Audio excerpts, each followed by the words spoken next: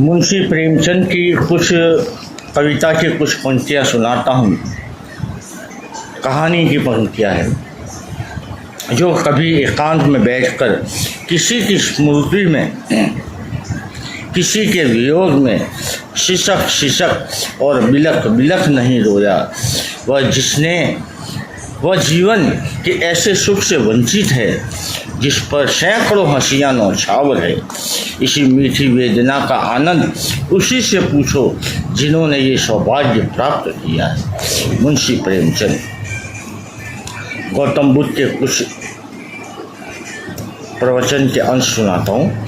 मेरी पूजा मत करना, ना ही मुझसे कुछ उम्मीदें लगा कर रखना। मेरी पूजा मत करना, ना ही कुछ मुझसे उम्मीदें लगा कर रखना। मैं तुम्हें मार्ग बता सकता हूँ, चलना सिर्फ तुमको है। गौतम बुद्ध।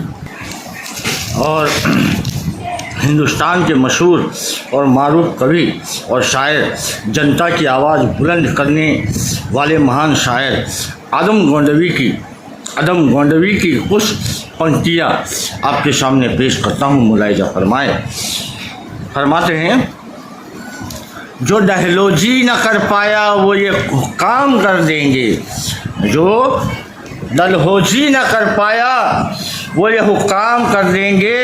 कमीशन दो तो हिंदुस्तान को नीलाम कर देंगे। शुराओ सुंदरी के शौक में डूबे हुए हैं रहबर, शुराओ सुंदरी के शौक में डूबे हुए हैं रहबर। ये दिल्ली को रंगीले शाह का हम्माम कर देंगे।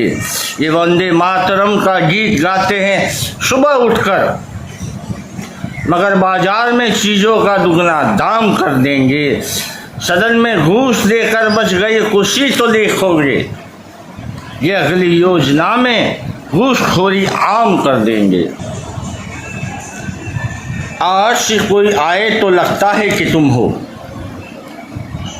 आज से कोई आए तो लगता है कि तुम हो। साया कोई लहराए तो लगता है कि तुम हो। जब शाख कोई हाथ लगाते ही चमन में, जब शाख कोई हाथ लगाते ही चमन में शर्माए लचक जाए तो लगता है कि तुम हो। जान निसार अख्तर साहब के शेर थे। और गुलजार साहब क्या फरमाते हैं, कुछ